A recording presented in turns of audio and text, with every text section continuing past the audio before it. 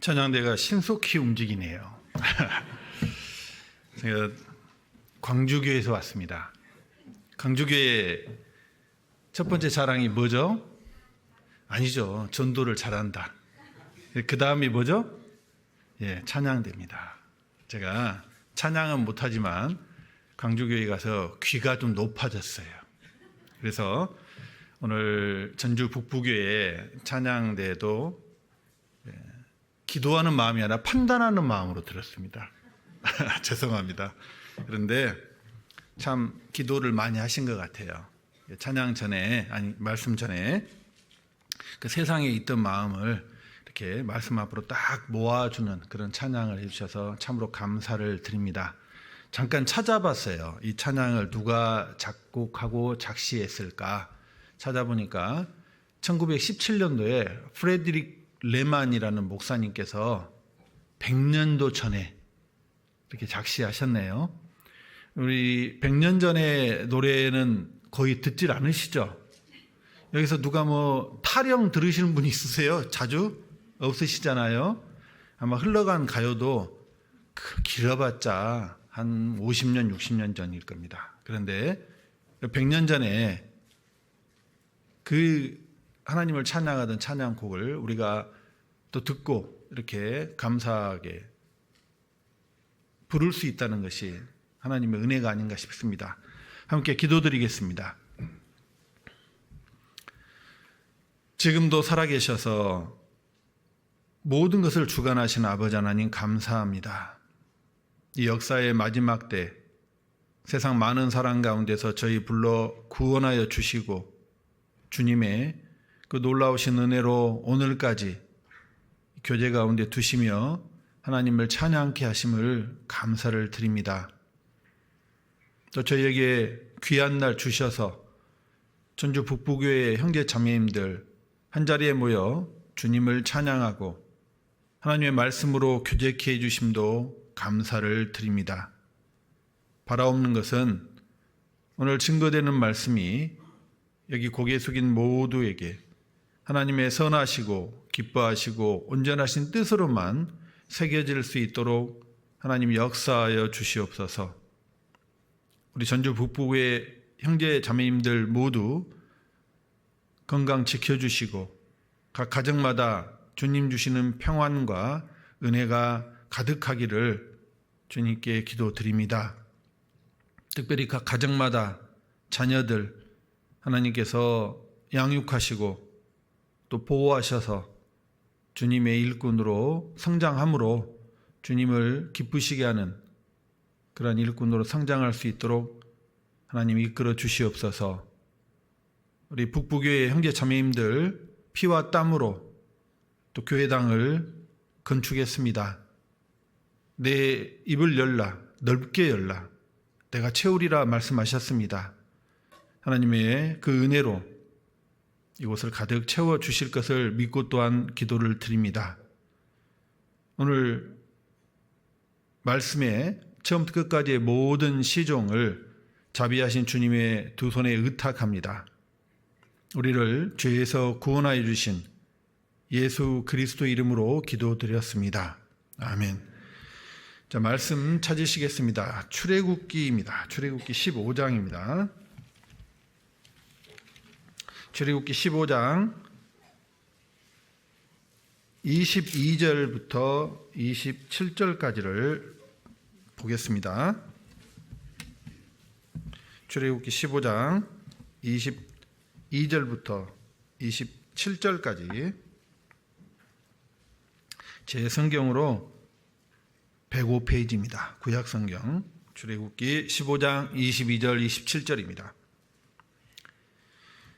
제가 천천히 읽겠습니다. 모세가 홍해에서 이스라엘을 인도하며 그들이 나와서 수르 광야로 들어가서 거기서 사흘길을 행하였으나 물을 얻지 못하고 마라에 이르렀더니 그곳 물이 써서 마시지 못하겠으므로 그 이름을 마라라 하였더라. 백성이 모세를 대하여 원망하여 가로되 우리가 무엇을 마실까 하며 모세가 여호와께 부르짖었더니 여호와께서 그에게 한 나무를 지시하시니 그가 물에 던짐에 물이 달아졌더라. 거기서 여호와께서 그들을 위하여 법도와 율례를 정하시고 그들을 시험하실세.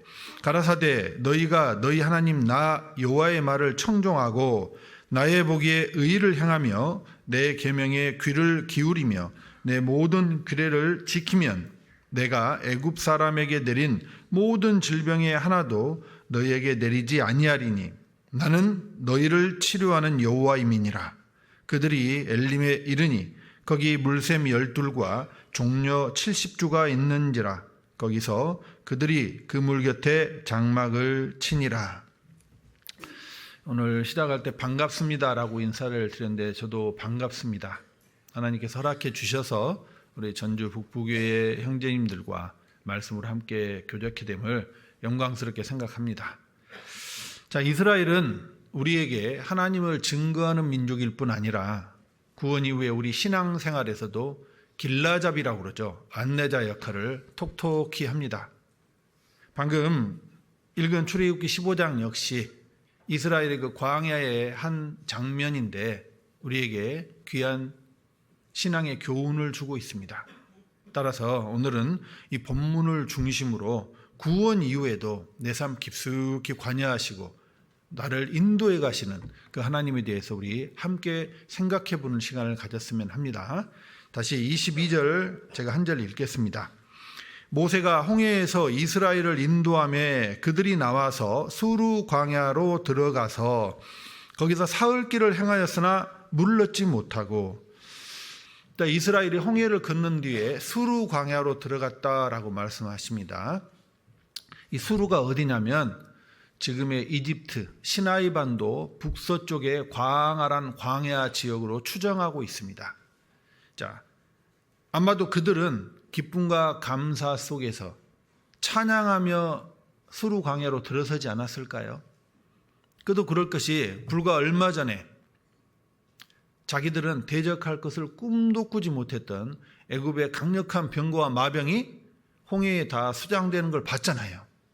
그리고 자기들이 구원을 받았습니다. 그렇게 해서 인도되어서 이르는 곳이 푸른 초장이 아니었어요. 22절 보면 거기서 사흘 길을 행하였으나 물을 얻지 못하고 라고 되어 있습니다. 물이 없는 그야말로 황량한 광야에 이르는 겁니다. 여러분, 사람에게서 생존에 있어서 가장 필요한 것을 꼽으라면 아마 물일 거예요. 어때요? 그들이 계속 찬송했을까요? 아니요. 아마도 그들의 찬송은 그쳤을 겁니다. 한번 생각해 보죠. 그들을 그곳까지 인도하신 분이 누구십니까? 모세가 아니에요. 22절 보면 모세가 홍해에서 이스라엘을 인도하매라고 되어 있지만 실제적으로 그들을 인도하신 분은 여호와 하나님이십니다. 그런데 그렇게 해서 다다른 곳이 광야라는 곳입니다. 신명기서 8장 14절 15절을 보면 그 광야를 광대하고 위험한 광야, 불뱀과 정갈이 있고 물이 없는 간조한 땅이라고 부연 설명하고 있습니다. 자, 척박할 뿐 아니라 위험천만하기까지 한 그 광야가 이스라엘 백성들을 위해서 하나님이 예비해 놓으신 코스였다는 거예요. 자, 하나님은 예나 지금이나 동일한 믿음의 원리로 역사하십니다.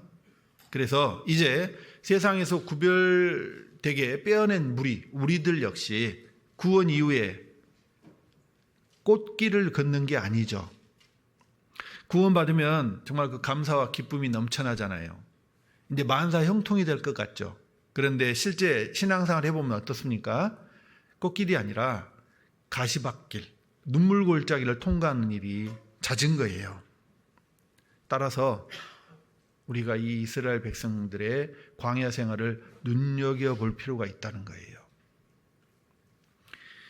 그들의 광야 생활을 통해서 우리가 신앙생활에 정말 귀한 교훈들을 얻을 수 있기 때문입니다. 자, 그런데 하나님께서 그 사랑하시는 자 이스라엘과 우리들을 왜 초장이 아니라 광야로 인도하시는가 말이에요. 사람은 모름지기 하나님 앞에서 내려놓고 버려야 할 것들이 있기 때문입니다. 자, 이게 줄표를 좀 해놓으시고 신명기서, 출애굽기, 레위기, 민수기, 신명기죠. 신명기서 8장을 보시겠습니다. 신명기서 8장 2절 3절입니다. 제 성경으로 274페이지입니다. 구약 성경. 신명기서 8장 2절 3절 말씀입니다.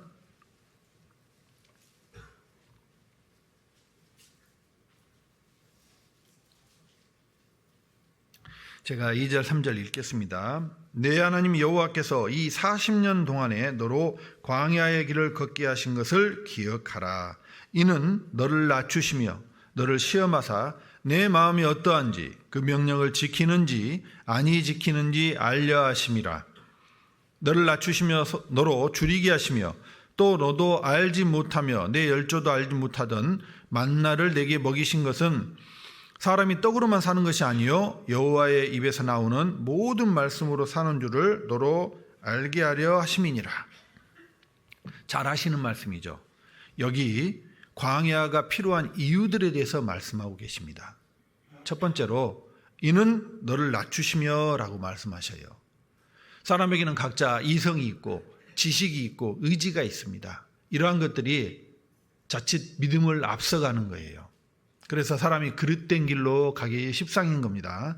골로새서 2장 8절에 누가 철학과 헛된 속임수로 너희를 노략할까 주의하라. 이것이 사람의 유전과 세상의 초등학문을 조침이요 그리스도를 조침이 아니니라 라고 말씀하셨어요. 자, 요즘 사람들 책 참 안 읽죠. 그런데요, 최근에는요 TV도 잘 안 본대요. 왜입니까? 기존의 TV, 뉴스, 책 등을 통해서 접하는 것보다 훨씬 더 방대하고 다양한 정보들을 온라인이나 유튜브에서 얻기 때문입니다. 그러니까 우리 시대는 정보의 홍수 시대라고 해도 과언이 아닐 거예요. 그런데 문제가 뭡니까? 그렇게 접하는 그 많은 정보들이 충분히 검증이 안 됐다는 거예요. 건강 상식들 관심 많으시죠? 예전에는요 물을 많이 먹어야 된다는 게 상식이었습니다. 최근에는 기조가 약간 바뀌었죠? 너무 먹지 말라고, 급사할 수 있다고 그렇게 바뀌고 있습니다. 더군다나 그렇게 접하는 다양하고 방대한 정보들 상당수가 하나님의 가르침과는 거리가 멀다는 거예요. 자, 이런 것들로 사람들의 생각과 마음이 채워지다 보니까 사람들이 어때요? 하나님과 원수가 되어서 대척점에 서게 되는 겁니다. 그 증거들이 있습니다. 젊은 분들 전도하다 보면은 야, 이거 트렌드가 되어가는 것 아니야라고 우려스러운 것들이 있어요. 하나님에 대해서, 성경과 교회에 대해서 그 원인을 알 수 없는 거부감과 불신이 아주 강합니다. 사람에게서 그런 자기의 것들이 제거되지 않으면 하나님 말씀 앞에 좀채 굴복하지를 않는 거예요. 하나님께서는 그러한 교만과 생각을 낮추시고자 사람에게 눈물 골짜기를 주시고 광야를 허락하시는 겁니다. 구원받은 우리들에게도 광야가 필요합니다. 왜입니까? 우리가 구원을 받았어도 여전히 버려야 할 신앙의 찢기들이 남아있기 때문에 광야를 주시는 겁니다. 그 어려움 속에서, 고난 속에서 우리의 믿음이 더욱 순전해지고 단단해지기 때문이라는 거예요. 그리고 광야를 경험하게 한 또 다른 이유가 있죠. 여기 8장 2절에 보면은 내 마음이 어떠한지라고 되어 있어요. 사실 평소 우리는 스스로 자기의 모습을 잘 보지 못합니다. 외모뿐만 아니라 자기의 내면의 상태도 잘 보지 못하죠. 여기 자매님들 계시는데 오늘 교회당을 오면서 나는 거울을 한 번도 안 봤습니다. 한번 손 들어보십시오. 한 번이 어딥니까? 여러 번 보셨겠죠. 제 자매는 이렇게 차 타고 가면서도 그 문미러라고 그러죠. 그거 내려가지고 계속 보던데. 왜죠? 자기 자신을 못 보니까. 그런데 어려움에 부딪히면 어때요? 자기의 신앙의 민낯이 고스란히 드러나죠. 하나님 우리에게 어려움을 더하셔서 내 속에 참된 믿음이 있는지 없는지를 보고자 하신 거예요. 시련의 순간 내가 정말 하나님을 의뢰하는지 아니 다른 어떤 것을 의지하는지 드러나기 때문입니다. 그리고 인간이 단지 육체만이 아님을 깨닫게 하기 위해서 광야로 들어가게 하신다는 거예요. 너로 줄이게 하시며 라고 말씀하시죠. 여기 전주 북부교회 형제 자매님들 어느 누구라도 한 하루 정도 굶으면 온통 먹는 것에 관심을 가지고 살 수밖에 없을 겁니다. 사람은 두 부류가 있다고 그래요. 음식을 보고 전율을 느끼는 사람이 있습니다.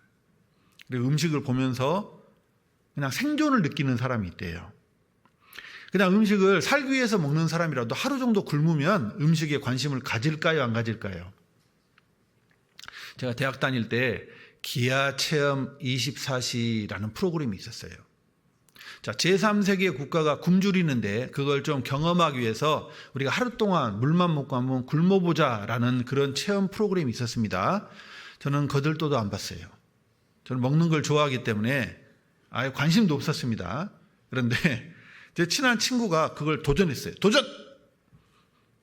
그걸 하루 하고 나서 친구에게 물었습니다. 어떻더냐고. 친구가 그러더라고요. 마지막에는 헛것이 보이더래요. 동그란 것만 보면 다 빵으로 보였답니다. 하나님께서는 이스라엘의 그 광야 생활에 그 필요한 것들을 일부러 제한하심으로써 사람이 육체뿐만이 아니라는 것을 일깨워 주셨던 거예요. 자, 사람이 육체뿐이라면요, 잘 먹고 잘 살면 그것으로 충분하겠죠. 그런데 사람에게는요, 아시다시피 육체와는 비할 수 없는 소중한 영혼이 있다는 거예요. 이를 일깨워 주시고자, 또 사람이 육신의 양식뿐만 아니라 말씀으로 살아가야 함을 일깨워 주시기 위해서 그 광야에서 육신의 필요를 제한하시고 만나를 허락하셨던 거예요. 그들이 광야를 통과하면서 먹었던 만나는 하늘 양식입니다. 말씀이라고 할 수 있겠죠. 자, 우리들도 신앙생활 그 광야를 하나님과 함께 통과하며 하나님 주시는 만나를 먹습니다. 이 말씀을 먹잖아요. 우리가 배우는 이 말씀을 영적 양식으로 여길 때, 그래서 우리가 섭취를 할 때 하나님의 뜻과 계획을 더 알아가는 것이 있고, 그리고 신앙생활에서도 동력을 얻게 되는 것이 있습니다. 자, 이러한 이유들로 하나님께서는 그때 이스라엘에게 몹시 실망스러운 그 광야를 허락했던 거예요. 출애굽한 이스라엘은 간조한 광야를 물 한 모금 마시지 못하고 며칠을 걸었어요. 우리 전주 북부교회 형제 자매님들께서 지난 여름처럼 아주 뜨거운 그 여름 한날에 물 한 모금 못 마시고 아침 9시부터 저녁 해질 때까지 광야를 걸었다고 생각해 보십시오. 글쎄, 입에서 찬양이 나올까요? 그 길을 또 북부교회 봉사회장님이신 집사님이 가자고 제안했어요. 그러면 겉으로는 별말 않겠죠. 속으로는 어때요? 원망할 수도 있죠. 그 이스라엘 백성들도요, 정말 죽음과도 같은 그 고통 속에서 갈증을 겪고 걸어가고 있었습니다. 그런데요, 마침내 물을 찾은 거예요. 얼마나 기뻤을까요? 하지만 갈증 때문에 어지간하면 뭐 좀 더러운 물도 먹을 수 있을 텐데, 이제 찾은 물은 도저히 있어서 마실 수가 없는 정말 그런 물인 거예요. 다시 출애굽기 15장 가겠습니다. 줄표를 아직 안 하신 분들은 고통받는 거예요. 출애굽기 15장 22절입니다. 모세가 홍해에서 이스라엘을 인도하며 그들이 나와서 수르 광야로 들어가서 거기서 사흘 길을 행하였으나 물을 얻지 못하고, 23절입니다. 마라에 이르렀더니 그곳 물이 써서 마시지 못하겠으므로 그 이름을 마라라 하였더라. 자, 마라 히브리어로 쓰다라는 뜻입니다. 그런데 괴로움, 쓰라림, 고통과도 같은 영적 상태를 상징적으로 표현하고 있어요. 자, 그 마라를 만난 이스라엘 백성들의 그 심경이 어땠을까요? 여러분, 묵상이 좀 어렵죠. 근데 묵상 가장 쉽게 하는 방법 어떻게 하는 줄 아세요? 저는 그 방법을 자주 씁니다. 제가 그 상황 속에 직접 들어가 보는 거예요. 그 상황 속에 인물이 되어 보는 겁니다. 자, 그러면 저와 여러분이 그때 갈증이 허덕이다가 마라 앞에 서기던 이스라엘 백성들이 한번 되어 보자고요. 과연 나라면 그 마라 앞에서 어떻게 반항했을까요? 하나님 그 크신 사랑 오늘 찬양 그 부를 수 있을까요? 제가 캐나다에서 한 7년 정도 선교를 했었는데 우리는 전혀 안 쓰는 그 표현인데 그 사람들은 아주 잘 쓰는 표현이 있어요. 그 중에 하나가 no way라는 그런 표현이 있습니다. 야, 말도 안 돼. 그럴 수 없어 라는 부정적인 의미로도 쓰입니다. 막 우리들 그 앞에서 야, 이거 말도 안 돼. 어떻게 이런 일이 있을 수 있어? 라고 하지 않을까요? 아니요, 그 정도가 아닐 거예요. 기대가 실망으로 바뀌었을 뿐 아니라 이제 분노로 치밀어 오르지 않을까요? 이스라엘 백성들도 별반 다르지 않았습니다. 이처럼 하나님께서는 그들의 간절한 바람과는 전혀 다른 상황을 그들에게 주셨던 겁니다. 거기에는 예기치 못한 그 상황, 장애물을 만났을 때 믿음 가운데 있다고 하는 이들이 가져야 될 올바른 처신과 태도에 대해서 교훈하시고자 하는 하나님의 뜻이 담겨 있었던 겁니다. 여러분 어때요? 신앙생활 하면서 정말 당혹스러운 예상치 못한 그런 일들을 마주할 때가 있잖아요. 그때에도 하나님을 바라보는 그 시선을 잃지 않아야 된다는 거예요. 고난 속에 그 어려움 속에 깊이 자리한 하나님의 그 손길을 우리가 볼 수 있어야 됩니다. 그래야만 그 고난의 때에도 우리가 원망치 않고 좌절하지 않을 수가 있다는 거예요. 요셉은 그 감옥 속에서 풀려날 날만을 손꼽아 기다리고 있었어요. 왜입니까? 그 바로의 술 맡은 관원장이 감옥에 들어왔는데 요셉이 그의 꿈을 해몽해 주었고 그가 바로에게 다시 되돌아갈 수 있었잖아요. 이제 생각했죠. 그 관원장이 자신의 그 억울한 사정을 바로에게 이야기를 해줄 것이고 자기는 이제 풀려날 거야.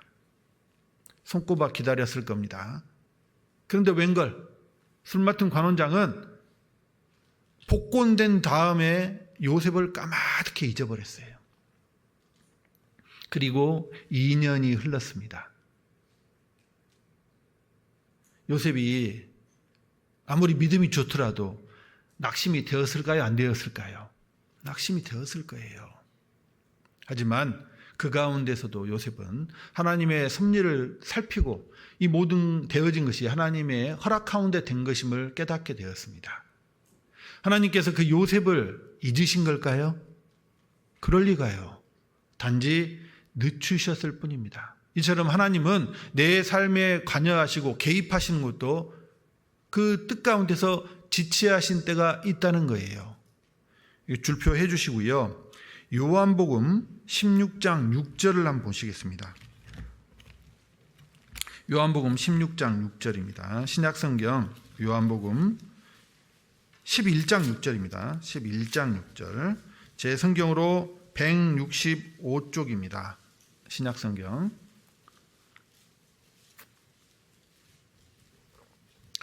저 뒤에도 시계를 잘 보게 해놓으시고 여기에도 시계를 떡하니 갖다 놓으셨네요. 시간적인 압박이 있습니다. 요한복음 11장 6절입니다. 제가 읽겠습니다. 나사로가 병들었다 함을 들으시고 그 계시던 곳에 이틀을 더 유하시고. 이 나사로가 병들어 죽게 되었다라는 것이 예수님께 전해졌어요. 근데 어쩐 일인지 예수님이요 바로 가시지 않고 이틀을 더 유하셔서 지체하셨습니다. 결국 예수님의 사랑하시는 자 나사로가 죽음을 맞이했어요. 그 나사로의 누이들이 마르다와 마리아입니다. 그녀들은 깊은 슬픔 가운데 빠지게 되었죠. 그리고 못내 안타까웠을 거예요. 아쉬웠을 겁니다. 주님이 조금만 더 일찍 오셨더라면, 아니 오늘 아침에라도 오셨으면 우리 오빠가 죽지 않았을 텐데. 그 이해할 수 없는 슬픔 가운데서 그녀들이 불평과 원망을 쏟아낸 게 아니에요. 그녀들은 믿음으로 반응했습니다. 자, 이에 대해서요. 하나님께서는요. 주님께서는 더 큰 기쁨과 더 영광으로 답해 주셨습니다. 자, 11장 40절 찾겠습니다. 요한복음 11장 40절입니다. 11장 40절. 40절 한 절 같이 읽겠습니다. 예수께서 가라사대 내 말이 내가 믿으면 하나님의 영광을 보리라 하지 아니하였느냐 하신대. 자, 죽은 지 나흘이 됐어요. 이제 냄새까지 나기 시작합니다. 그런데 그 굴 앞에 가서 예수님께서 나사로야 나오너라 라고 말씀하시자 세상에 그 나사로가 붕대를 감은 채로요.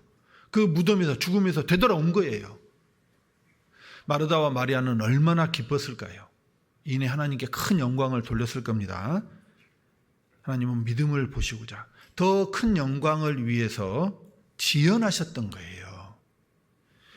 자, 우리도 이러한 하나님의 섭리를 바라보게 되면 고난의 때 믿음으로 답할 수 있습니다. 제가 이제 귀국한 지 얼마 안 돼서 어딘지는 정확히 기억이 안 나요. 고속도로를 타는데 터널이 길어도 너무 길더라고요. 끝이 안 보이는 거예요. 몇 킬로 되는 것 같아요. 그런데 터널이 끝이 있습니까? 없습니까? 있죠. 아무리 길어도 이거 너무한 거 아니야? 라면서도 터널이 끝이 있다는 걸 알기 때문에 불안해하거나 답답해하지 않습니다. 그렇죠? 자, 우리들도 나름 믿음이 있습니다. 어려움이 있어요.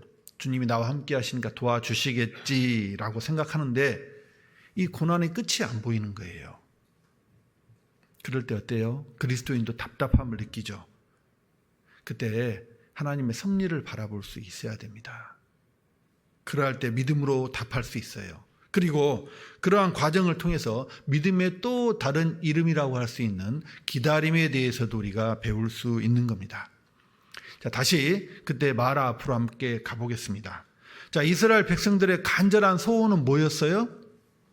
어떤 분은 메추리, 그런데 이때는 메추리 아니에요. 물입니다. 정말 갈증으로 고통 받아보신 적 있으시죠? 다른 생각 안 나요. 물 생각밖에 안 나요. 정말 그러다가 물을 만났으니 한동안 그쳤던 찬송 나오겠어요? 안 나오겠어요? 했을 겁니다. 그런데 그 물이 도저히 마실 수가 없는 물이었기 때문에 기뻤다가 실망하니까 더 좌절하지 않을까요? 우리도 그럴 때가 있죠. 간절히 바랬던 걸 하나님 이루어주셨을 때 정말 감사가 됐는데 이내 절망하는 경우가 있을 수 있습니다. 올해 소원이 무엇입니까? 이제 새해가 밝은 지 얼마 안 됐기 때문에 각자 기도하며 소원하는 게 있으실 거예요. 로또 당첨은 아니겠죠. 아파트 분양받은 거 빨리 들어가는 거 아니잖아요. 거듭난 그리스도인이라면 아직 구원받지 못한 사랑하는 가족들의 구원이 아닐까 싶습니다. 저 역시 마찬가지였습니다. 구원 받자마자 어디에 갔냐면 어머니에게 뛰어갔어요. 그 다음 주에 바로 갔습니다. 그러면 어머니가 막 버선발로 뛰쳐나오셔서 말씀 들으러 갑니까? 아니죠. 기나긴 싸움이 시작됐어요. 드디어 스님도 구원받는다는 하계수양회를 모시고 갔습니다. 우리 어머니가 말씀을 들으시더니 구원 받으셨다는 거예요. 침례까지 받으셨습니다. 야, 그때 얼마나 기뻤겠어요. 그런데 이내 크게 좌절했습니다. 낙담했습니다. 어머니가 실제 구원이 아니셨던 거예요. 물론 지금은 구원 받으셨어요. 자, 그런데 그때 상황은요, 정말 어떻게 무엇을 해야 될지를 모르겠더라고요. 우리 그 기대가 실망으로 바뀌어서 분노까지 치미는 경우, 그런 거 경험해 보셨잖아요. 심지어 전도할 때도 그런 경우가 있다는 거예요. 누구를 하루만 들어보자고, 3월 3일부터 청년 집회가 있던데 하루만 들어보자고 해서 월요일날 딱 모시고 왔더니 이분이 예상을 뒤엎고 잘 듣는 거예요. 그런데 내가 말도 안 했는데 내일은 몇 시에 동일한 시간에 하냐고 물을 때 어때요? 속에서 할렐루야가 절로 나오죠. 잘 듣는 거예요. 야, 기대가 잔뜩 됩니다. 이미 내 마음에선 이분은 구원 받았어요. 구역 편성까지 마쳤어요. 그래도 우리가 다 끝난 다음에 담임 목사님하고 상담을 꼭 붙이죠. 확인해 봐야 되니까. 상담하면서 가슴을 두드리는 거예요, 이제. 일주일 동안 뭘 들은겨? 눈만 뜨고 숨만 쉬었나? 전혀 엉뚱한 대답을 하는 거예요. 그럴 때 정말 그 기대했던 마음이 실망으로 바뀌고 분노까지 치밀 수 있다니까요. 제가 경험을 해봐서 알아요. 그럴 때 우리 마음에서 네가 당하라 라는 그런 마음이 올라올 수 있어요. 나는 당신에게 이 영생의 말씀을 들려줬는데 당신이 선택을 하는데 당신이 밀어냈잖아. 당신 책임이야. 당신이 지옥 가는 거야. 여러분, 네가 당하라 이 말 어디서 들어본 것 같은데. 마태복음 27장을 보면 예수를 은 30에 판 가룟 유다가 뒤늦게 후회를 하고 내가 무죄한 피를 팔고 죄를 범했다라며 백성의 장로들과 대제사장들에게 그 은 30을 내어 던지며 뒤늦게 후회했습니다. 그때 백성의 장로들과 대제사장들이 그에게 한 말이 네가 당하라 했습니다. 야, 우리가 알 바 아냐? 네 책임이야. 네가 당해. 여러분, 이거 너무 비정한 말 아니에요? 그런데 내 마음에서도 그 마음이 올라올 수 있다니까요. 만약 그런 마음이 올라온다면 그 전도하는 대상에게 그 긍휼했던 마음은 온데간데 없어지고요. 내 기대가 깨진 것에 대한 그 분노로 원망하고 불평을 해대는 모습 아니냐라는 거예요. 그 대제사장, 아니 백성의 장로들과 다를 바가 뭐가 있습니까? 다시 출애굽기 15장 24절로 가보겠습니다. 출애굽기 15장 24절 제가 읽겠습니다. 24절입니다. 백성이 모세를 대하여 원망하여 가로되 우리가 무엇을 마실까 하며. 자, 이스라엘 백성들도 그때 그 기대가 분노로 바뀌어서 뭐예요? 원망했죠. 그런데 모세는 어땠냐라는 거예요. 25절 보겠습니다. 모세가 여호와께 부르짖었더니, 모세가 하나님 왜 이러십니까? 라고 그렇게 말하진 않았죠. 하나님께 아뢰인 거예요. 자, 동일한 상황이었는데 반응은 판이하게 달랐죠. 둘 차이는 무슨 차이일까요? 자신을 인도하신 하나님을 전적으로 믿었느냐, 그렇지 않았느냐의 차이입니다. 우리는 알고 있습니다. 출애굽 1세대가 그 광야에서 다 엎드려져 죽은 걸 알아요. 그 궁극적인 원인이 무엇입니까? 원망입니다. 원망. 원망은 육신의 모습이지 신앙의 모습이라고는 할 수는 없잖아요. 그들은 믿음으로 반응했음에도 불구하고 상황이 그렇게 되니까 그때 원망했던 거예요.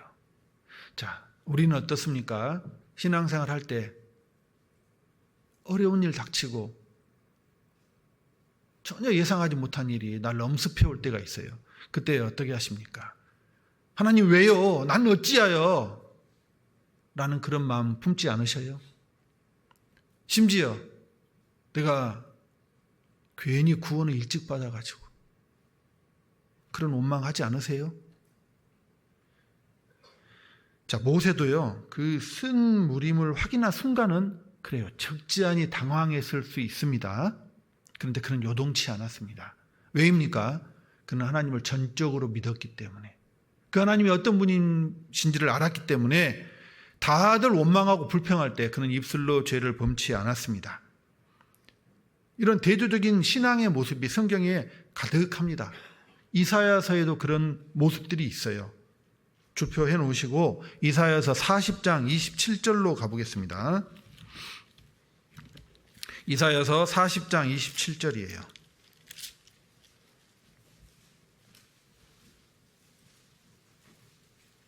제 성경으로 1014페이지입니다. 구약성경 1014페이지.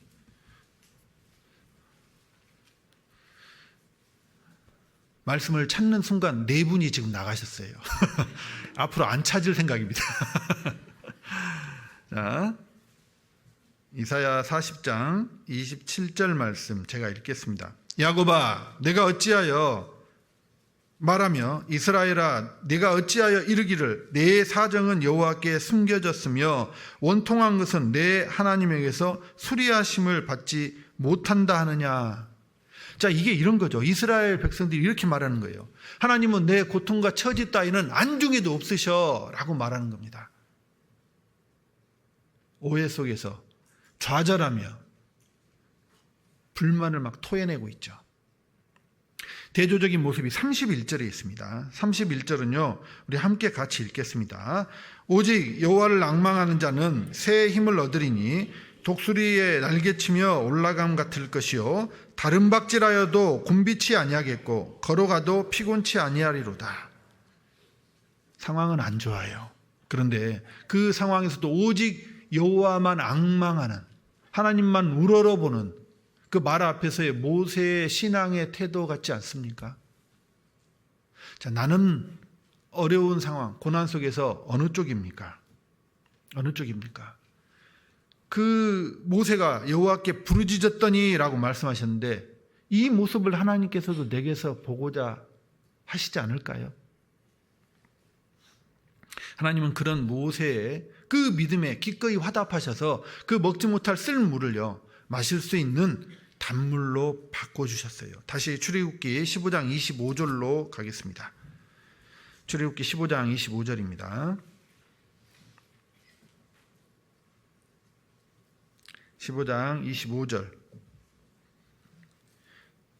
제가 읽겠습니다. 모세가 여호와께 부르짖었더니 여호와께서 그에게 한 나무를 지시하시니 그가 물에 던짐에 물이 달아졌더라. 거기서 여호와께서 그들을 위하여 법도와 율례를 정하시고 그들을 시험하실세. 자, 마라는 쓴 물이었죠. 마실 수 없는 물이었습니다. 그런데 하나님이 지시하신 한 나무를 마라의 물에 던져넣자 놀랍게도 물이 변한 거예요.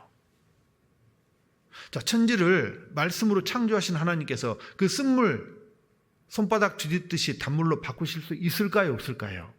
있으시죠. 여러분, 성경에서 붉은색은 피를, 그리고 나무는 십자가를 가리키는 게 있어요. 자, 우리 그리스도인의 인생 가운데서 형통한 때만 있는 게 아니죠. 마라, 쓰디쓴 그 고난 가운데 처할 때도 있고요. 파도를 만날 때도 있습니다. 바다들 좋아하시죠? 바다 가면 어때요? 해변에 파도가 밀려옵니다. 그런데 그 파도를 물끄러미 바라보고 있노라면 내 인생이 생각이 나더라고요. 파도는 끊임없이 밀려오죠. 큰 파도도 있고 작은 파도도 있고 그 파도가 마치 내 인생에 밀려오는 그 고난과 눈물과 염려와 걱정과 근심 같다라는 생각 안 해보셨습니까? 저는 그 생각이 들더라고요. 자, 누가 그 파도를 만드셨냐고요? 내 인생의 파도도 누가 만드셨습니까? 시편 88편 7절을 보면 파도로 나를 괴롭게 하셨나이다 라는 그런 노래가 있어요. 하나님이 만드셨죠. 자, 나를 그 쓰디쓴 마라 앞에 세우신 분은 누구십니까? 하나님이시잖아요. 그럼 내가 마라를 만나고 파도를 만났을 때 그 전능자를 원망해야 될까요? No, 아니에요. 그때 마라를 만난 모세처럼 부르짖어야 됩니다. 주님의 십자가를 더욱 붙들어야 되는 거예요.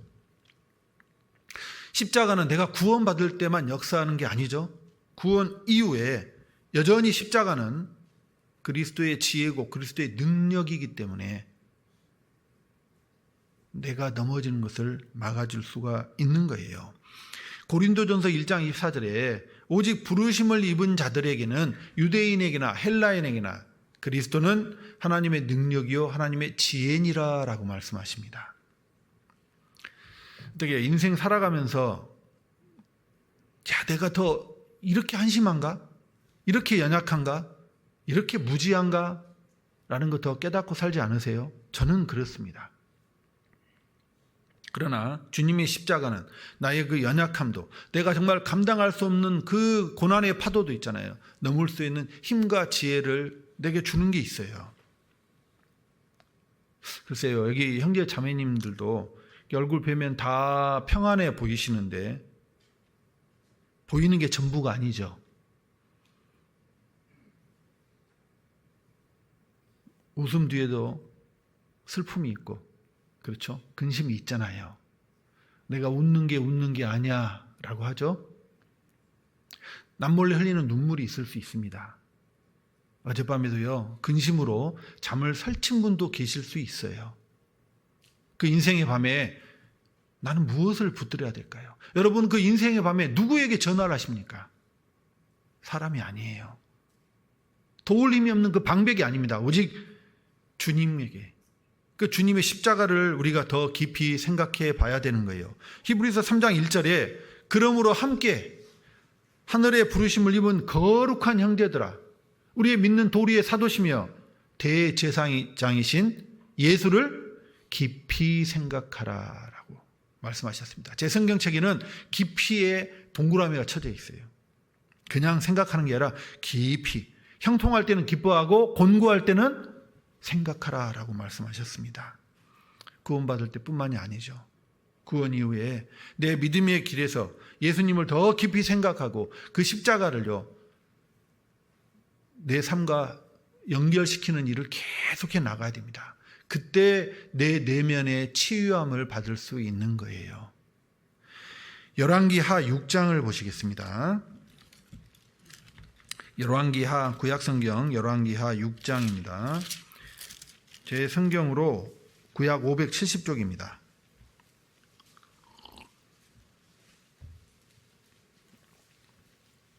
열왕기하 6장 1절부터 보시겠습니다. 열왕기하 6장 1절부터 7절까지를 제가 읽을 테니 눈으로 잘 쫓아오시면 좋겠습니다. 선지자의 생도가 엘리사에게 이르되 보소서, 우리가 당신과 함께 거한 곳이 우리에게는 좁으니 우리가 요단으로 가서 거기서 각각 한 제목을 취하여 그곳에 우리의 거할 처소를 세우사이다. 엘리사가 가로되 가라. 그 하나가 가로되 청컨대 당신도 종들과 함께 하소서. 엘리사가 가로되 내가 가리라 하고 드디어 저희와 함께 가니라. 무리가 요단에 이르러 나무를 베더니 한 사람이 나무를 벨 때에 도끼가 자루에서 빠져 물에 떨어진지라. 이에 외쳐 가로되 아, 내 주여, 이는 비로운 것이니이다. 하나님의 사람이 가로되 어디 빠졌느냐 하매 그곳을 보이는지라. 엘리사가 나뭇가지를 베어 물에 던져서 도끼로 떠오르게 하고 가로되 너는 취하라. 그 사람이 손을 내밀어 취하니라. 자, 선지자 엘리사의 생도들이요, 이제 거할 것이 비좁아요. 그래서 처소를 더 예비하는 것은 하나님의 뜻에 반하는 게 아니었습니다. 그럼에도 문제가 발생했어요. 한 생도가 이제 목재를 구하기 위해서 도끼를 빌려왔는데, 도끼질을 한번 했는데 뻥 하고 도끼날이 싹 빠져가지고요, 물에 퐁당하고 빠져버린 거예요. 곤란한 지경에 빠졌죠. 그때 엘리사가 한 나무를 물에 던지니까 놀랍게도 그 가라앉았던 도끼날이 떠올라서 그 문제가 해결된 겁니다. 자, 그 물에 던져진 나무 역시 십자가를 가리키는 거예요. 십자가가 인생에게 들어오면 문제가 해결될 뿐 아니라 인생도 그 영원한 운명이 바뀌게 되는 거예요. 그 물에 도끼날을 빠뜨린 생도가 뭐라고 부르짖었습니까? 아, 내 주여, 이건 비로운 곳이니다. 자기 것도 아니에요. 빌려온 건데 물에 빠뜨렸으니 얼마나 난감합니까? 여러분, 우리 각자의 인생도 빌려온 거 아니에요? 누구에게서 빌려왔습니까? 하나님에게서. 그런데 그 빌려온 인생이 죄를 범함으로 그만 물에 빠져버린 거예요. 물이 뭐예요? 죽음을 의미하죠. 이제 어떻게 합니까? 우리 각인은 이 말씀을 통해서 내가 그 죄로 인해서 지옥 갈 죄인이란 그 참담한 현실을 마주했던 그 밤들이 다 있습니다. 얼마나 당혹스럽고 얼마나 두려웠습니까? 그때 물에 나무가 던져지듯이 십자가가 내 삶에 개입이 된 거예요. 그러자 어때요? 그 죽음의 심연 가운데 가라앉아 있던 내가 떠오르게 된 겁니다. 구원을 받고 주님의 것이 된 거예요. 그리고 말씀은 이제 믿음의 길에 있어서도 감사와 승리의 비결 역시 십자가에 있다는 것을 거듭 우리에게 알려주고 있습니다. 따라서 십자가는 구원 이후의 내 삶 가운데서도 핵심 중에 핵심이 되어야 돼요. 한 나무를 지시하시니 그가 물에 던짐에 마라에서도요, 나무가 던져지자 물이 달아졌죠. 엘리사 생도를 위해서도요, 나무가 던져지니까 문제가 해결되었습니다. 우리들 역시 마라 앞에 서고 내가 파도를 만났을 때 역시 그 십자가를 적극적으로 내 삶 가운데 끌어당겨야 된다는 거예요. 십자가는 실제로 구원 이후에 내 삶 가운데서도 그 치유하고 은혜로 놀라운 기적들을 날마다 연출하고 있어요, 사실. 그런데 내가 예민하지 못하고 내가 무뎌짐으로 내가 졸고 있으므로 깨닫고 살지를 못하는 거예요. 여러분, 간구 많이 하죠. 하나님께 간절히 기도할 때가 있잖아요. 그런데 하나님께서 그 간구하는 것을 이루어 주십니다. 그때 감사의 기도하세요. 우리 그거 쉽게 있습니다. 예를 들어 볼까요? 이제 전주 북부교회 1구역장님이 11구역장님이 구역의 어르신들을 태우고 충계 수양회를 가는 거예요. 교회 차에 가득 어르신들이 탔습니다. 그러면 그 구역장님은 기도를 하실까요? 안 하실까요? 당연히 하죠. 안전하게 수양관까지 잘 갈 수 있도록 하나님 동행해 주십시오. 수양관에 무사히 도착했습니다. 그런데 이제 짐 내리고 어르신들 막 이제 안내하고 그러다 보면 어때요? 기도는 잊어버리는 거예요. 우리가 좀 더 예민하게 내 삶에 더해지는 그 주님의 손길을 의식하고 살 필요가 있다는 겁니다. 정녕 그 하나님은 내 삶에 개입하셔서 문제를 해결하시고 나를 치료해 주시는 그 하나님이신 거예요. 다시 출애굽기 15장 26절을 보겠습니다.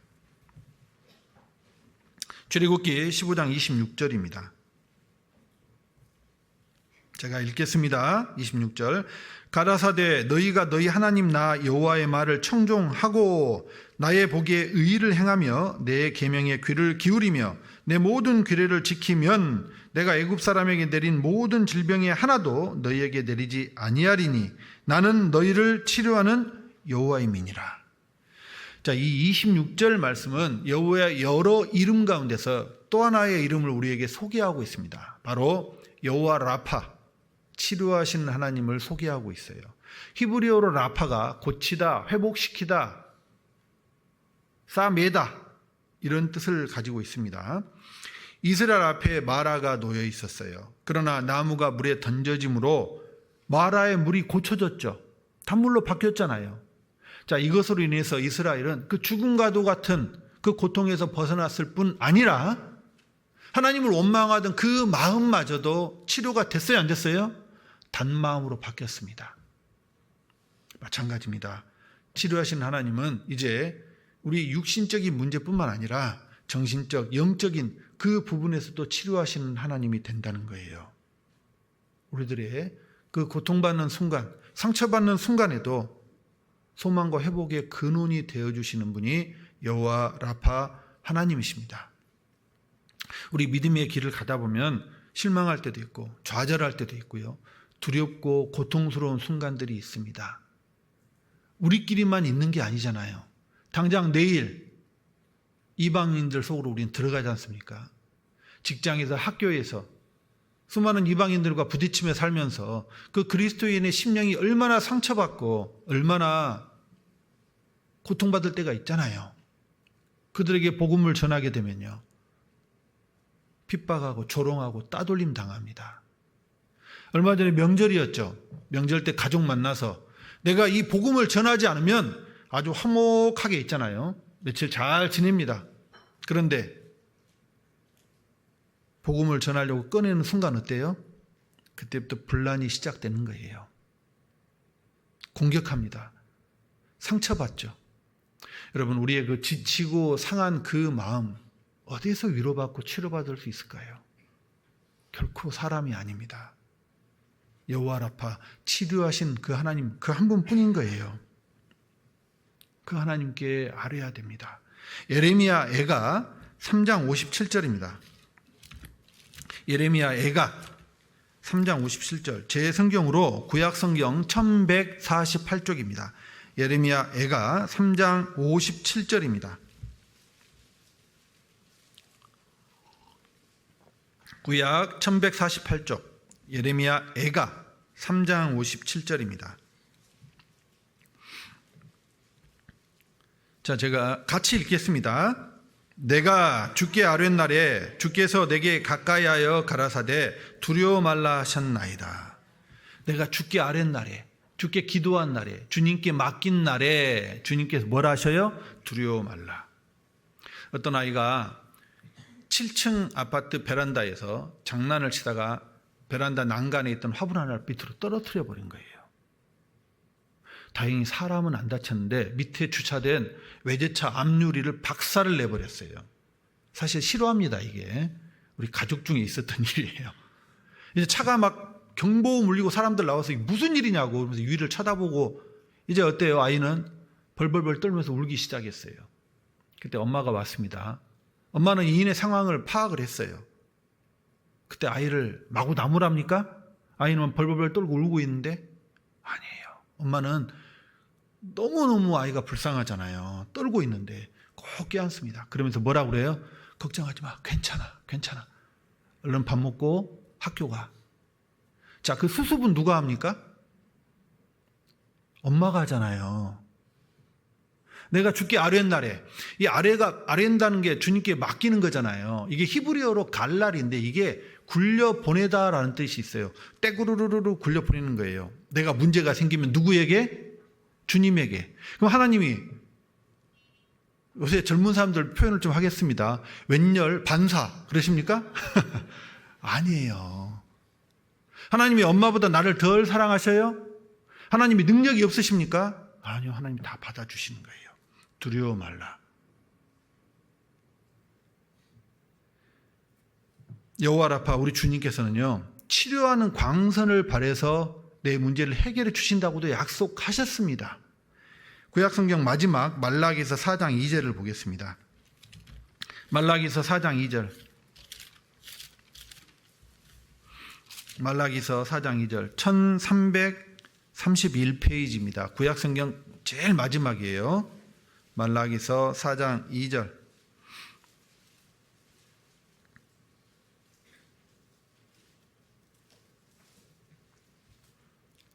말라기서 4장 2절 제가 읽겠습니다. 내 이름을 경외하는 너희에게는 의로운 해가 떠올라서 치료하는 광선을 발하리니 너희가 나가서 외양간에서 나온 송아지같이 뛰리라. 본시 이 말씀은 주님 재림의 날 거듭난 우리들에게 되어질 일을 말씀하고 있습니다. 그러나 이제 역사의 마지막 때 주님의 제자로 살아가고 있는 우리들 현재 삶에도 적용되는 말씀이에요. 욥기 5장 7절에 말씀하시기를 인생은 고난을 위하여 났나니 불티가 위로 나름 같으니라 라고 말씀하셨어요. 불 피워 보셨죠? 요즘은 이렇게 불 자주 안 피는데 어렸을 때 시골에서 불 피워보면 불 피우면 불티는 당연히 위로 날아가잖아요. 너무나 당연한 겁니다. 마치 그와 같다는 거예요. 인생, 사람이 삶을 살아간다는 것에는 고난이 뗄래야 뗄 수가 없다. 기본값이다 라고 말씀하시는 겁니다. 모든 인생이 쓴 마라를 만나요. 그런데 사람마다 반응이 각기 다를 수 있습니다. 그때 여호와의 이름을 경외하는 자는요, 그때 주님께 부르짖겠죠? 그러면 주님이 약속하셨잖아요. 내 이름을 경외하는 너희에게는 의로운 해가 떠오르고 치료한 광선이 발해서 그 인생이 치료를 받는다라고 말씀을 하시는 거예요. 그래서 길을 찾는 겁니다. 그러면요, 기뻐요, 안 기뻐요? 우리 조금만 일만 해결돼도 마음이 편안하면서 들뜨는 마음이 될 수도 있잖아요. 저는 주일날 말씀만 끝나도 좀 들떠요. 그러면 송아지처럼 펄쩍펄쩍 뛰게 됩니다. 시골에서 보면 소들은 안 뛰잖아요. 송아지는 펄쩍펄쩍 뛰죠. 왜 그렇게 펄쩍펄쩍 뛸까요? 그리스도인이. 마라, 쓴물이 히브리어로 마토크, 단물로 바뀌었기 때문이에요. 이를 가능케 하신 분은 오직 여호와 라파, 치료하시는 그 하나님 한 분입니다. 그러면 우리 편에서 필요한 건 딱 하나예요. 주를 경외하는 삶의 태도로 그 앞에 나아가 부르짖는 겁니다. 다시 출애굽기 15장 26절로 가겠습니다.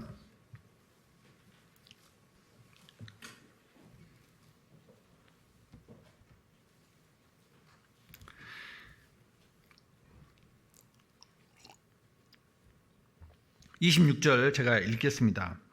가라사대 너희가 너희 하나님 나 여호와의 말을 청종하고 나의 보기에 의를 행하며 내 계명에 귀를 기울이며 내 모든 규례를 지키면 내가 애굽 사람에게 내린 모든 질병의 하나도 너희에게 내리지 아니하리니 나는 너희를 치료하는 여호와임이니라. 자, 방금 읽은 26절 안에는요, 하나님 경외를 내 삶에서 실천할 수 있는 구체적인 내용들이 담겨 있습니다. 자, 먼저는요, 여호와의 말을 청종한다고 그랬죠. 청종은 뭐예요? 말씀을 잘 들을 뿐 아니라 그 말씀대로 따라 순종하는 삶을 말합니다. 그게 하나님 보시기에 의를 행하는 거라는 거예요.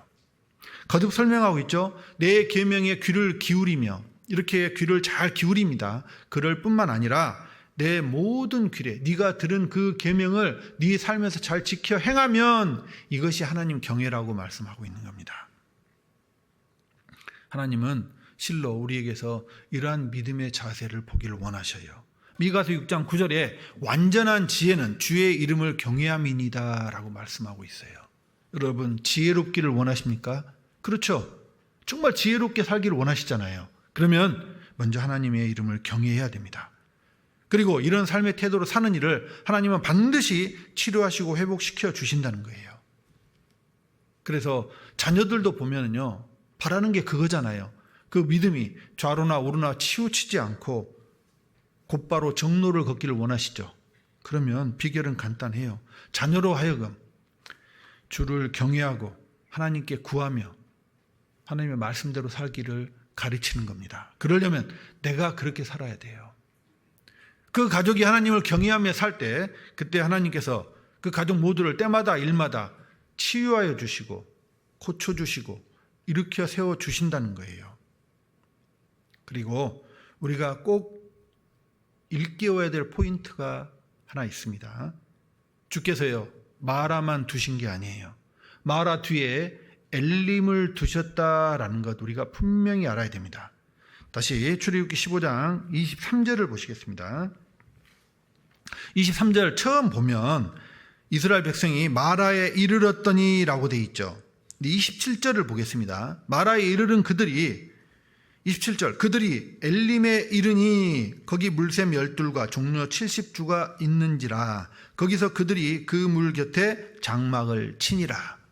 자, 처음에 마라에 이르렀던 이스라엘 백성들이 27절에는 어디에 이르렀다고요? 엘림. 아마 전국 교회에 각 교회마다 카페가 있는데 그 카페 이름들 중에 엘림이라는 카페가 상당히 많습니다. 자, 엘림이 뭘까요? 광야를 지나서 만나는 오아시스예요. 하나님께서 예비해 놓으신 재충전과 안식의 곳입니다. 하나님은 그 엘림을 준비해 놓으시고 거기에 물샘 12과 종려나무 70주를 준비하시고 이스라엘을 이끌어 들이셨죠. 주님이 예비해 놓으신 물샘 12과 종려나무 70주가 무엇을 가리킬까요? 신약시대 이 교회입니다. 주님은 나를 구원해 주시고 그와 같이 버려두신 게 아니죠. 이렇게 교회를 마련하시고 예비하셔서 나를 이곳에서 양육하시고 성장케 해주시고 인도해 주시는 그 일을 지금도 하고 계신다는 거예요. 그러면 우리는 캐치해야 돼요. 뭘요? 당장 쓰라린 마라가 있지만 이건 엘림으로 가기 위한 과정에 불과하다는 걸 우리는 알아야 됩니다. 그럼에도 시선이 여전히 마라에만 꽂혀 있으면 어때요? 그 배후에 있는 하나님의 선하심을 맛보아 알 수가 없는 거예요. 동일한 고난을 맞이했을 때요, 어떤 형제님은요 고요한 가운데서 기도하십니다. 어떤 형제님은요 얼굴로 다 표현해요. 나 죽을 맛이야. 무슨 차이일까요? 시편 77편 19절을 보겠습니다. 시편 77편 19절.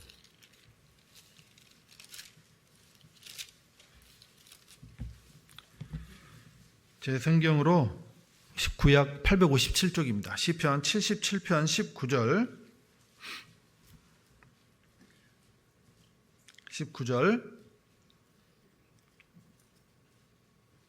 19절 같이 읽겠습니다. 주의 길이 바다에 있었고 주의 첩경이 큰 물에 있었으나 주의 종적을 알 수 없었나이다. 자, 이게 무슨 상황일까? 여기 바다가요, 그때 홍해 바다예요. 그럼 요 앞에 서 있는 사람들은 누구예요? 출애굽한 이스라엘 백성들. 자, 출애굽한 이스라엘 백성들이 이제 발걸음도 가볍게 나왔는데 그만 앞에 바다가 가로막고 있는 겁니다. 근데 갑자기 뒤가 소란스러워요. 뒤를 봤더니 흙먼지가 뽀얗게 일어나면서 누가 오는 거예요. 잘 들여다봤더니 애굽의 바로가 마음이 바뀌어서 애굽의 그 병거와 마병을 징발해서 다 홍해 바다에 빠뜨리겠다고 쫓아오는 겁니다. 이게 상황으로 보면요, 우리는 그저 그렇겠지인데 내가 거기에 있었다면 정말 두려울 겁니다. 그렇지 않겠습니까? 글자 그대로 진퇴양난이죠.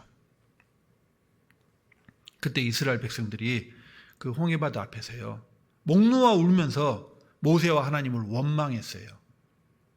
아니죠. 하나님은 이미 어때요? 주의 첩경이 큰 물에 있었으나 그 바다 밑에 그들을 구원할 길을 예비해 놓으셨다 말씀하시죠? 믿음으로 그걸 볼 수 있었어야 돼요. 만약 주님의 섭리를 그 믿음으로 첩경을 봤다면 그들이 거기서 원망했겠습니까? 지금 내게 있는 고난이 있고 눈물이 있을 수 있어요. 그렇지만 분명한 건 나는 훗날 더 좋은 곳으로 주실 수 있는 하나님의 섭리를 볼 수 있어야 된다는 거예요. 믿음의 눈으로. 내 주위에 믿지 않는 이들은요, 되어진 일에 대해서 그걸 그저 우연이라든지 운으로 치부합니다. 그런데 이게 하나님을 믿게 되는데 큰 걸림이 된다는 거예요. 그러한 것들이 하나님을 부정하는 쪽으로, 또 하나님에게 등을 돌리는 쪽으로 삶의 방향을 가져갈 수 있어요. 그와 반면에 우리는 어떻습니까? 믿음 가운데 있는 이는요, 이 모든 되어진 것이 그 주님의 선하신 섭리 가운데 되어진다는 것을 우리는 바라보잖아요. 우린 더욱 그 눈을 키워야 됩니다. 주께서 보는 시선으로 볼 수 있어야 돼요. 좀 멀리 볼 수 있어야 됩니다. 마가복음 4장입니다. 신약성경 마가복음 4장.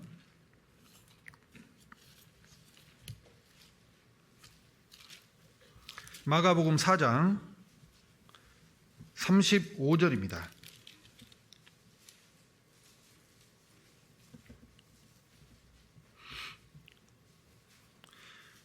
마가복음 4장 35절부터 제가 읽겠습니다. 마가복음 4장 35절.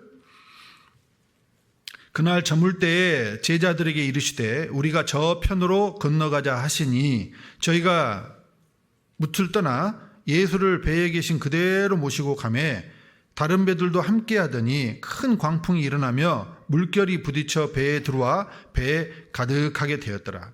예수께서는 고물에서 베개를 베시고 주무시더니 제자들이 깨우며 가로되 선생님이여 우리의 죽게 된 것을 돌아보지 아니하시나이까 하니 예수께서 깨어 바람을 꾸짖으시며 바다더러 이르시되 잠잠하라 고요하라 하시니 바람이 그치고 아주 잔잔하여지더라. 이에 제자들에게 이르시되 어찌하여 이렇게 무서워하느냐 너희가 어찌 믿음이 없느냐 하시니 저희가 심히 두려워하여 서로 말하되 저가 뉘기에 바람과 바다라도 순종하는고 하였더라.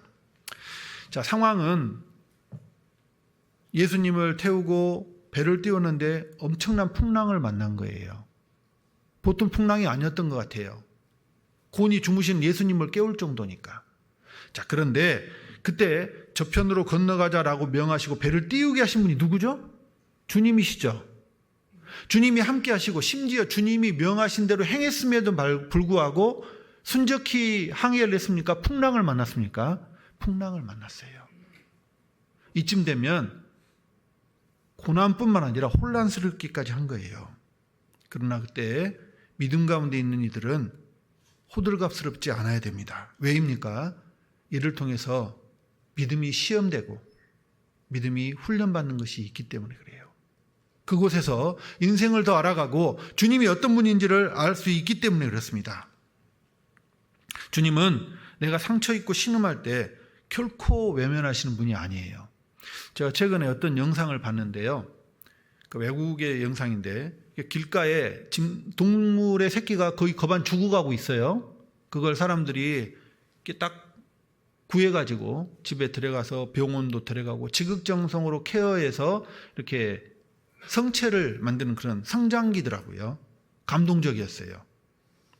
여러분, 사람에게도 그렇게 측은지심이라는 게 있는데 사랑 그 자체이신 하나님께서 내가 신음하고 내가 떨고 있는 것을 외면하시겠냐라는 거예요. 나훔서 1장 7절에 그는 자기에게 의뢰하는 자를 아시니이다. 하나님은 의뢰하는 자, 하나님께 아뢰는 자, 하나님께 맡기는 자를 다 이미 보고 계신다는 거예요. 내 삶에 이미 개입하셔서 그 능력과 사랑으로 은혜로 나를 치료해 주고 계신다는 겁니다.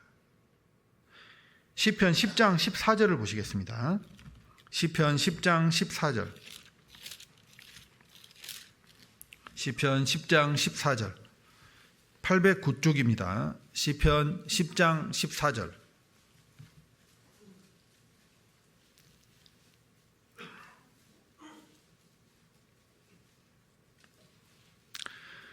시편 이 9절은 14절은 함께 같이 읽겠습니다. 주께서는 보셨나이다. 잔해와 원한을 감찰하시고 주의 손으로 갚으려 하시오니 외로운 자가 주를 의지하나이다. 주는 벌써부터 고아를 도우시는 자니이다.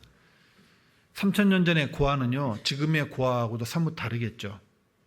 그냥 짐승처럼 버려져가지고 아무도 죽었는지 살았는지도 거들떠 보지도 않을 수 있어요. 근데 주님은 벌써부터 돕고 있대잖아요.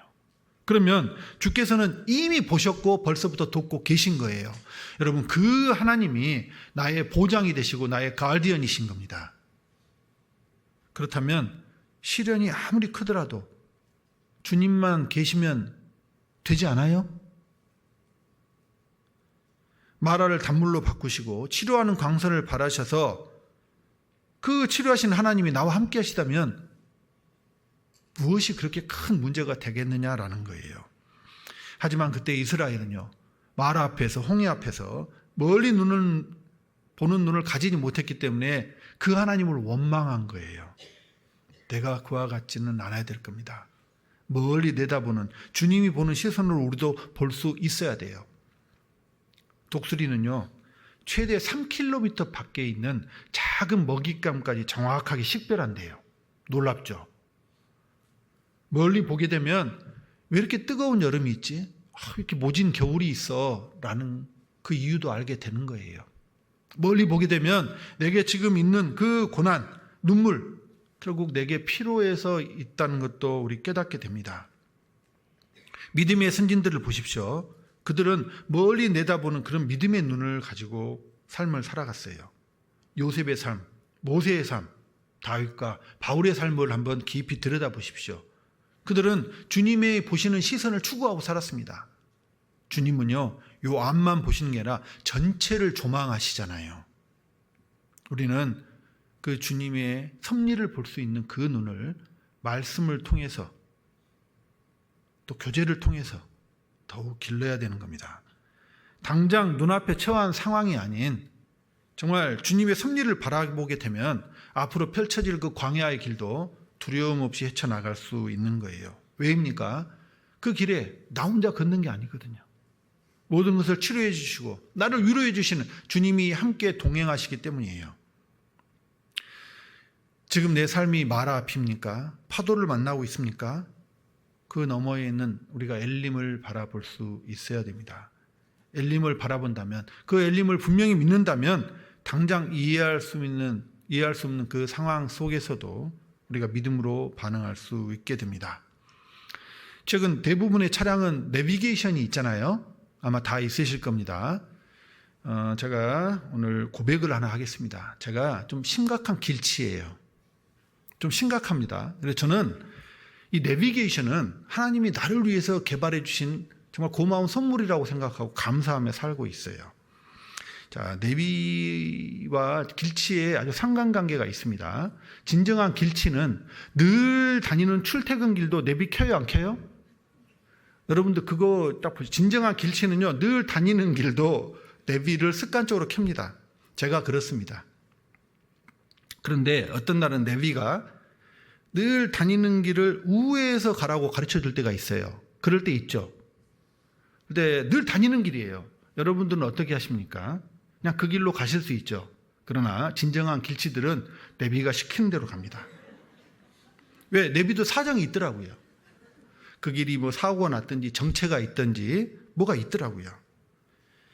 작년 7월인가요? 그때 맞아 7월 17일 날이었어요. 제가 기억합니다. 정말 기록적인 폭우가 한나절 내렸어요. 제가 사는 집이 교회당하고 좀 거리가 있어서 야, 오늘은 좀 빨리 가야겠다라는 생각이 들더라고요. 좀 일찍 나섰습니다. 그런데 내비를 켰는데 내비가 평소 한 17분, 8분이면 가는 길을 우회하라는 건데 그 길이 무려 50분인 거예요.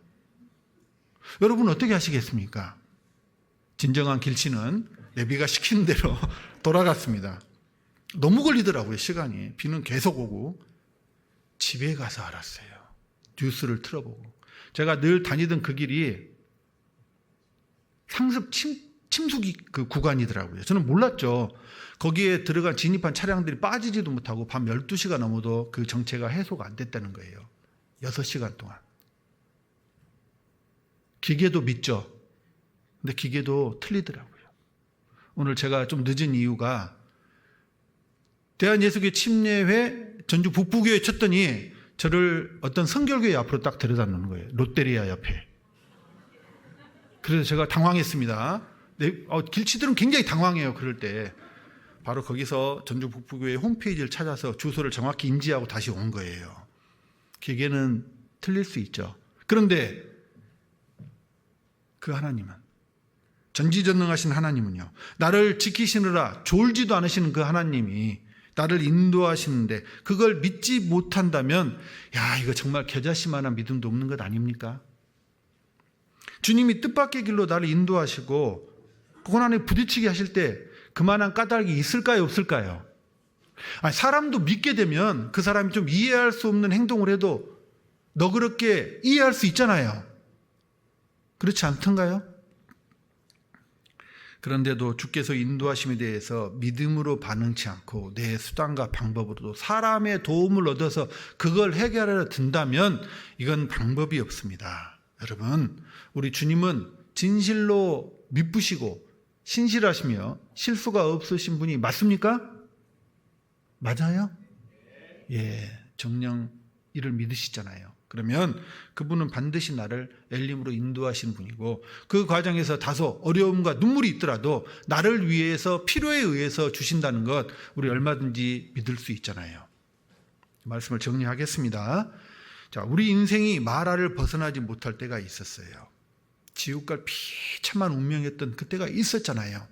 그때 우리 각자의 인생에 십자가가 들어와서 우리의 인생 항로가 영원한 나라로 바뀌었습니다. 만약 내가 주님을 만나지 못했다면 난 여전히 마라에서 그 비참한 운명 가운데서 헤매이고 있었을 겁니다.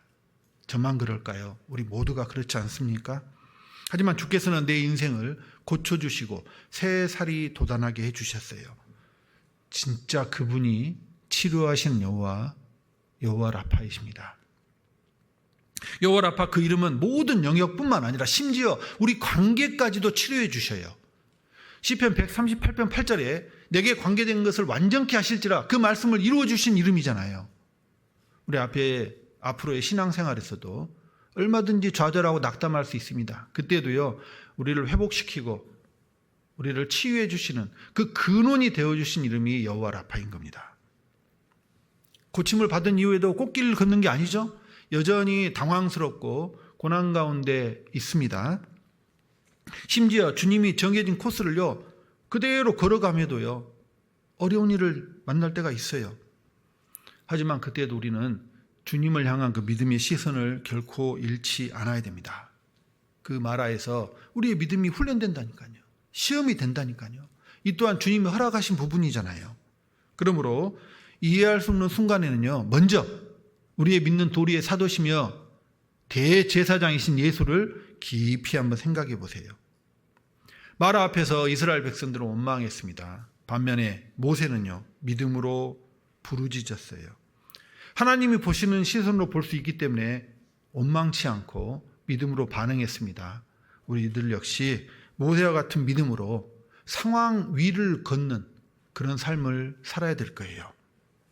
하나님이 행하신 모든 일에는요, 분명히 그 선하신 섭리가 있다라는 것을 우리 마음에 깊이 각인하고 살아야 됩니다. 또한 우리는 마라 너머에 뭐가 있어요? 엘림이 있다는 걸 분명히 볼 수 있어야 됩니다. 지금의 삶 너머에 영원한 기쁨과 영광의 나라가 있잖아요. 그런데 한번 여쭤볼게요. 지난 한 주일 동안 그 천국을 얼마나 생각하셨습니까? 몇 번이나 생각하셨어요? 실제 우리 생각 못하고 살 때가 많지 않습니까? 우리 생각하고 살아야 돼요. 왜입니까? 우리 역사상 가장 패역한 시대를 살고 있기 때문에 그래요. 우리에게서 그 엘림의 소망이 자칫 흐려지면 우리가 이 땅에서 어떻게 주님의 자녀로 살며 어떻게 주님의 복음을 이 패역한 땅에 전할 수 있냐라는 겁니다.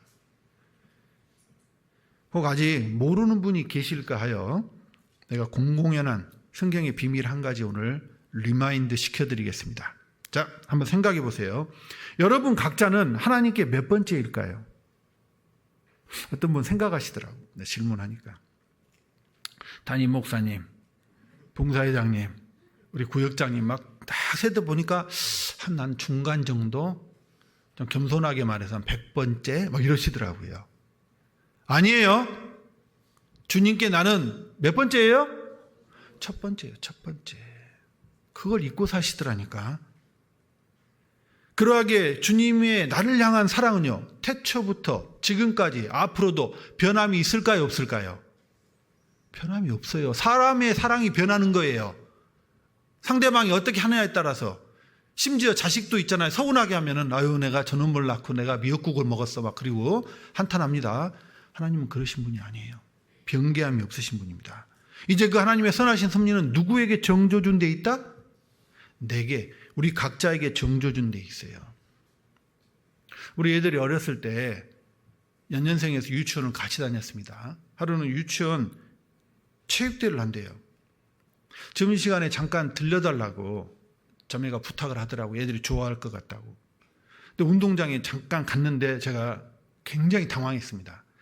크지도 않은 운동장에 노란 체육복 입은 병아리 같은 애들 200명이 막 뛰어다니는 거예요. 하지만 문제 없죠? 나는 우리 두 딸을 금방 찾아요, 못 찾아요? 바로 찾아요. 저기 있고 저기 있고. 그렇죠? 하나님은 나를 주목하시는 거예요. 주님과 복음을 위해서 살아가는 동안 상처 입고 고난받는 거 두려워 마십시오. 여호와 라파, 그분이 늘 나와 함께 하신데 걱정이 없잖아요. 족하지 않습니까? 내가 설령 불의의 살을 맞고 쓰러질지언정 나는 다시 회복되고 치료됩니다. 누구에 의해서? 이국종이 아니라 여호와 라파, 치료하신 하나님에 의해서. 그리고 우리의 결국은 뭐예요? 영원한 기쁨의 영광의 그 아버지의 나라이잖아요. 저는 이 땅은요, 홀로그램 같다라는 생각 많이 해요. 홀로그램이 눈에는 보이지만 실체가 아니잖아요. 그러니 그런 이 땅에서의 어떤 일로 우리가 더 이상 일희일비해서는 안 될 거예요. 우리는 멀지 않아 부활의 몸을 입고 그 눈부신 부활의 아침에 우리 주님의 영광스러운 재림을 맞이할 그럴 사람들 아닙니까? 우리가 그런 믿음으로 오늘뿐만 아니죠. 앞으로 주님 앞에 남아있는 날들을 힘있게 걸어가야 될 겁니다. 우리 전주 북부교회 형제 자매님들 정말 그 힘들고 어렵지만 그 너머에 있는 엘림을 바라봐야 될 거예요. 이렇게 건축을 하실 때에는 저도 형제 때 건축을 2번 해봤기 때문에 이게 그냥 되어지지 않는다라는 걸 너무 잘 알고 있습니다. 건축할 때 힘드셨죠? 경제적으로도 또 육신적으로도 많은 힘든 상황이 있었을 거예요. 그러나 그 건축을 마치고 이런 교회당에서 말씀을 듣고 복음을 전할 때 그 마음이 희열이 있고 기쁨이 있지 않던가요? 마라가 있지만 그 다음에 엘림이 분명히 있습니다. 우리가 그걸 바라보기 때문에 이 세상에서 주님 위해서 힘있게 살 수 있는 겁니다.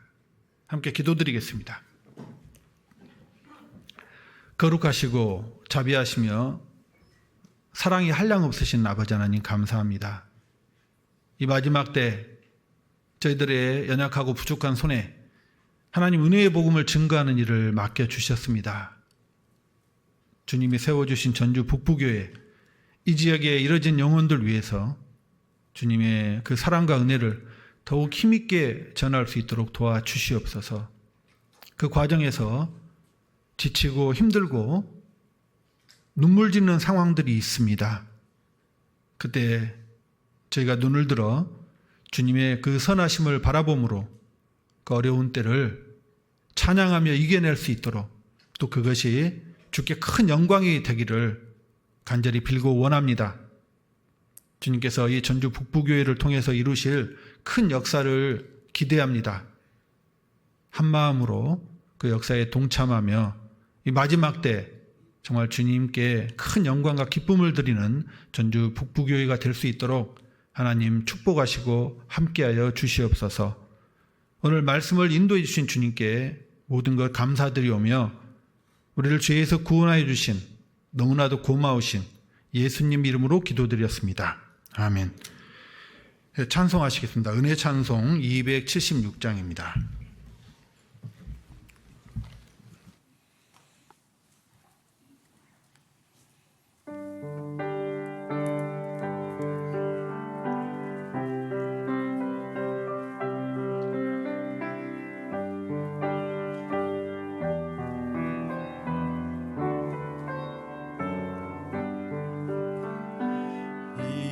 인생길 험하고 마음 지쳐 살아갈 용기 없어질 때 너 홀로 앉아서 낙심치 말고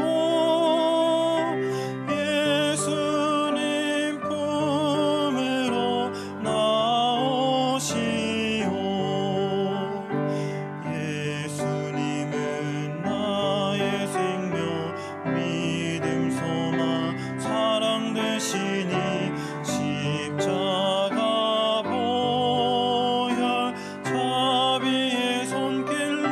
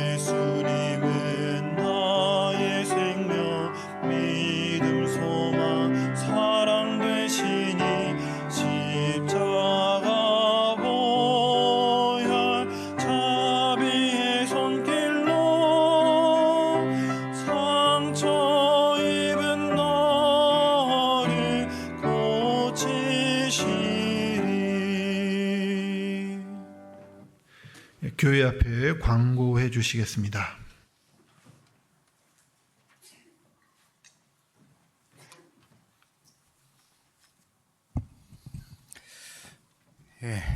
집회 안내입니다. 청년의 집회가 3월 3일부터 3월 7일 날까지 저희 신길재 담임 목사님을 모시고 소강당에서 진행됩니다. 이를 위해서 오늘 간지 받으셨죠? 청년의 집회 기도 대상자가 17분 이렇게 올라와 있습니다. 우리 같이 합심 기도해 주셔야 될 것 같습니다. 우리 형제자매님들 같이 합심 기도에 동참해 주셨으면 감사하겠습니다. 또한 3월 대집회가 3월 23일부터 3월 29일까지 수원교회 김영일 목사님을 모시고 대강당에서 진행됩니다. 이를 위해서 저희 지난주부터 기도 대상자 올려주시라고 했습니다. 이번 주 구역장님들께서는 기도 대상자 취합해 주셔서 금요일까지 사무실로 연락해 주시면 합심 기도할 수 있도록 하겠습니다. 모임 안내입니다. 오늘은 모두에로 23구역 주관으로 진행됩니다. 1시 30분부터 진행됩니다. 식사하시고 대강당으로 올라오셨으면 감사하겠습니다. 구역 봉사의 모임이 자율로 진행됩니다. 또 오늘 4시에 미선부 모임도 있습니다. 또한 청년의 모임도 4시 30분에 있습니다. 이번 주일은 전도인 부부 수련회가 갈릴리 수양관에서 있습니다. 월요일부터 수요일날까지 있습니다. 참조해 주셨으면 감사하겠습니다. 또 월요일날 조모임이 있네요. 10시 30분에 22조 모임이 있습니다. 목요일날은 13조 조모임이 있습니다. 또 금요일날은 23조 조모임이 있습니다. 우리 2월 27일부터 28일까지 우리 중고등부 수련회가 전남 여수로 갑니다. 이를 위해서 우리 같이 기도해 주셨으면 감사하겠습니다. 그리고 오늘 목사님께서도 말씀해 주셨지만 저희 교회당이 이렇게 새로 이렇게 건축이 되었는데요.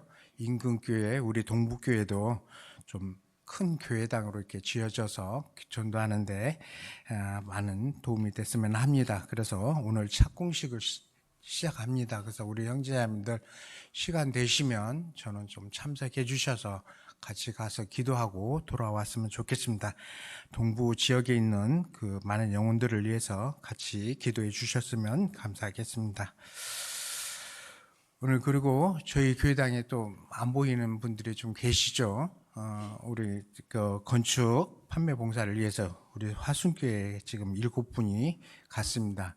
그곳에도 모두회가 있다고 합니다. 그래서 모두회도 참석해 주셔서 같이 하여서 간증도 하고 또 교제하고 그렇게 돌아올 것 같습니다. 그래서 우리 무사히 잘 도착할 수 있도록 같이 기도해 주셨으면 감사하겠습니다. 저희 담임 목사님께서는 지금 안산교회 설교를 가셨습니다. 우리 같이 교제했던 우리 문서진 자매님이 원광대에 이렇게 들어가셔서 다음 주부터는 익산교회 청년에서 같이 교제하게 되었습니다. 그래서 같이 익산교회 가서도 열심히 신앙생활을 할 수 있도록 자리에서 큰 박수로 같이 잘하라고 격려해 주겠습니다. 그럼 올해의 목표 다 같이 한번 해보도록 하겠습니다. 오늘도 함께 감사합니다.